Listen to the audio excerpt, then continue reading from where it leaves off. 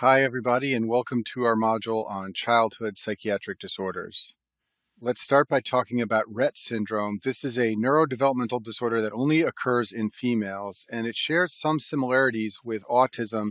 But in terms of board questions, autism is almost always going to be described in a male, and that's because autism is 4 times more common in males than females. In contrast, Rett syndrome occurs only in females. Girls with this disorder have initially normal development and then a slow onset of symptoms at about 1 to 2 years of age. And the hallmark of this disorder is regression of cognitive and motor skills. This is one of the diagnostic criteria for the disorder. And this also contrasts with autism. So children with autism are basically born with a disorder, although it may not be recognized until they are 2 or 3 years of age. In contrast, girls with Rett syndrome are entirely normal with normal development until the onset of the syndrome, and then they begin to regress and go backwards in terms of their functioning. Some of the clinical features of Rett syndrome are shown on this slide. First of all, girls with Rett syndrome have a deceleration of head growth. So when you take babies and young children to the pediatrician, their head circumference is measured and plotted on a growth chart. And normally, as the child grows, the head circumference increases at a steady rate. What you see in Rett syndrome is a deceleration of that rate of head growth. And the way you can think about this is that these girls have abnormal brain function. We'll talk more about that in a minute. So you can just think that their brain isn't growing normally, and therefore their head is not growing normally.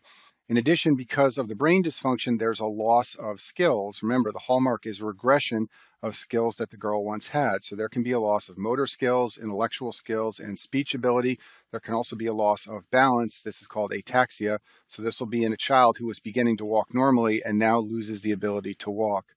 Another classic feature is repetitive hand movements. So girls with this syndrome will often lick their hands. Sometimes they grab at their clothing or hair, and sometimes they wring their hands.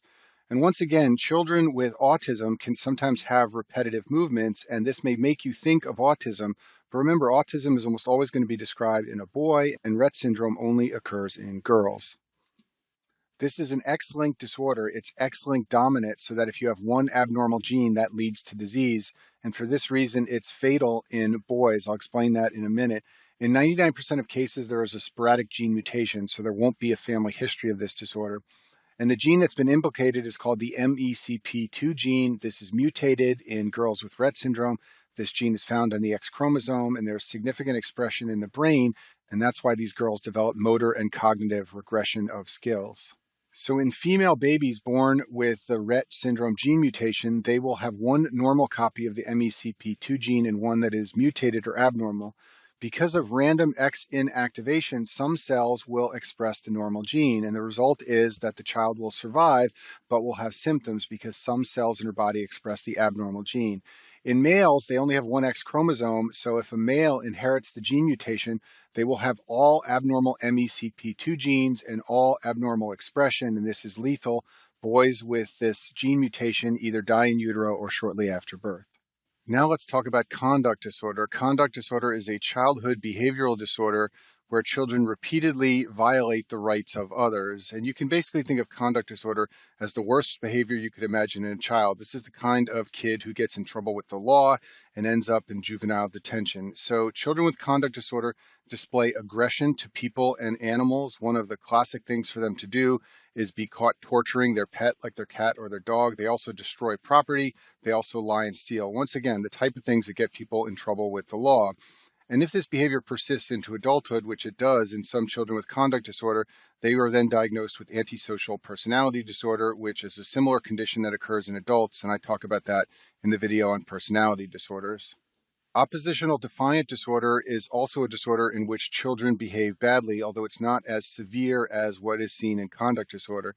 Children with ODD are angry and irritable, and they argue with authority figures. They can be defiant, and they can be vindictive towards parents or teachers, meaning that they get angry when parents or teachers try to reprimand them or modify their behavior. And you may know that lots of kids display this behavior.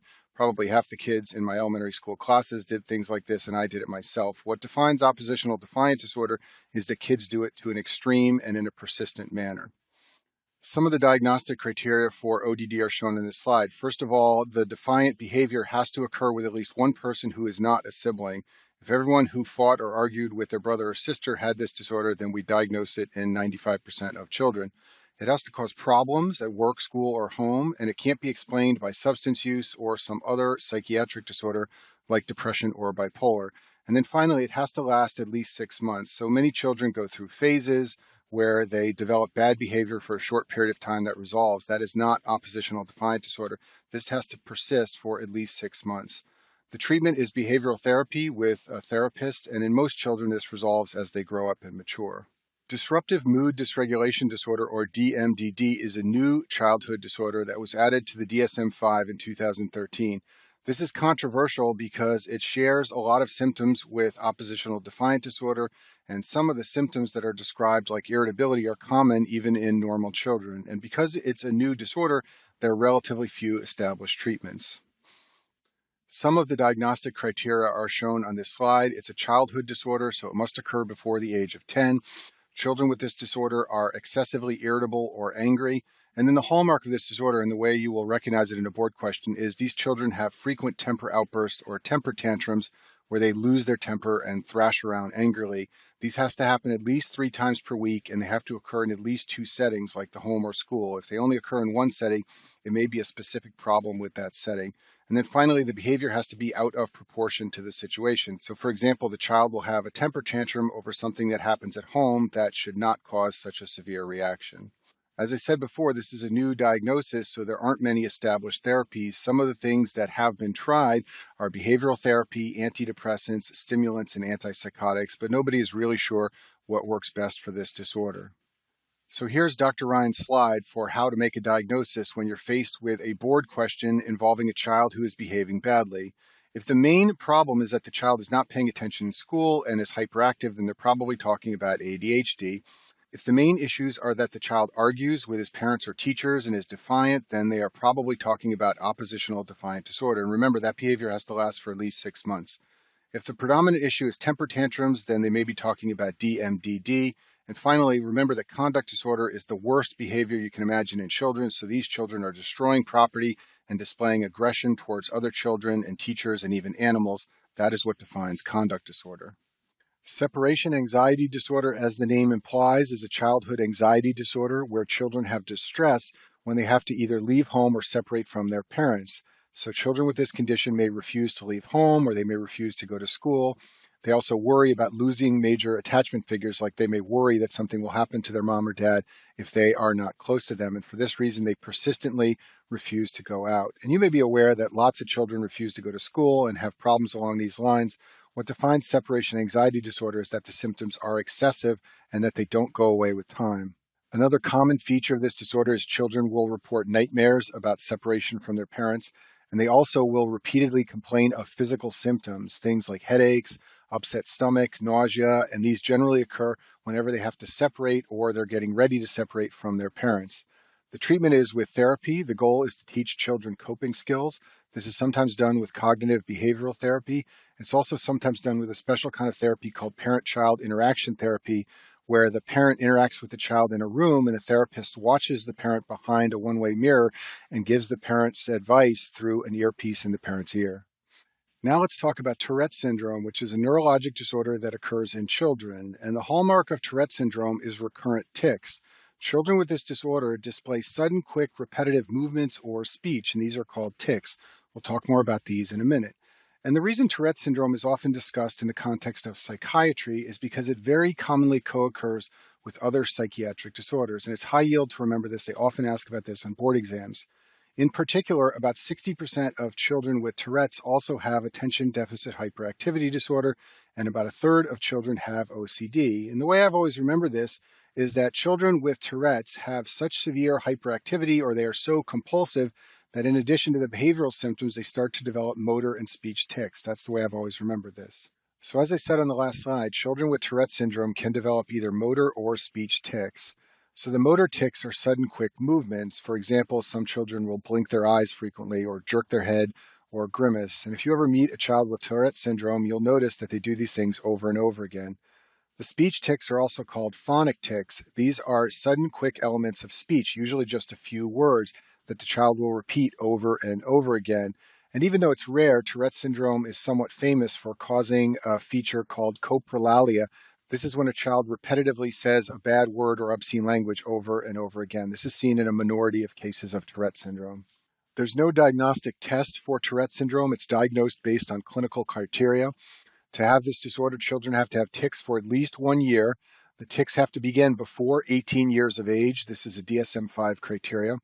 There must be multiple motor tics and one or more phonic tics, and the tics have to occur at many times of day and not be explained by some other type of neurological disorder. Let's talk about the treatment of Tourette syndrome. First of all, behavioral therapy has been used, especially if a child with Tourette syndrome also has OCD or ADHD. And then there are some drugs that have been used to treat the tics. The first class of drugs are dopamine blockers, the high-potency neuroleptics. I talk about these in the video on antipsychotic drugs. Drugs that have been used for Tourette syndrome include fluphenazine, risperidone, haloperidol, and pimozide. All of these drugs block the postsynaptic D2 receptors as shown in this picture, and that's why they are used to eliminate or minimize the tics. The neuroleptic drugs have lots of side effects, which I talk about in the video on antipsychotics. So for that reason, the drug that's more often used in Tourette syndrome is called tetrabenazine. This drug causes dopamine depletion in the central nervous system. The way it works is by inhibiting a transporter called VMAT2. VMAT stands for vesicular monoamine transporter type 2. And what this transporter does is it takes up dopamine and packages it into vesicles in the presynaptic neuron, as I've shown in my picture here. So if you inhibit VMAT, less dopamine enters vesicles and there's less release of dopamine from vesicles. So a key point here is that this drug works on the presynaptic neuron, whereas the neuroleptics I talked about in the last slide work on the postsynaptic neuron. And this drug also has far fewer side effects than the dopamine receptor blockers like the neuroleptic drugs. And then a final class of drugs that is sometimes used to treat tics in Tourette syndrome are the alpha-2 agonists. These are drugs like clonidine and guanfenazine. I talk about these in the video on ADHD because they're also used to treat that condition. And that's an easy way to remember that ADHD and Tourette syndrome often go together. What they do is they activate alpha-2 receptors in the prefrontal cortex. And for reasons that are poorly understood, this regulates attention and behavior. That's why it's used in ADHD. And it can also improve some of the motor tic symptoms in patients with Tourette syndrome. And I'll finish with this one slide on learning disabilities. So the technical definition of a learning disability is difficulty acquiring, retrieving, or using information. But what it means on a practical level is this usually describes a child who has a specific problem in one area, like math, reading, or writing. The child won't have behavioral problems. There won't be evidence of global cognitive dysfunction, but the child will simply struggle in one particular subject. That usually defines a learning disability. And that concludes our video on childhood disorders.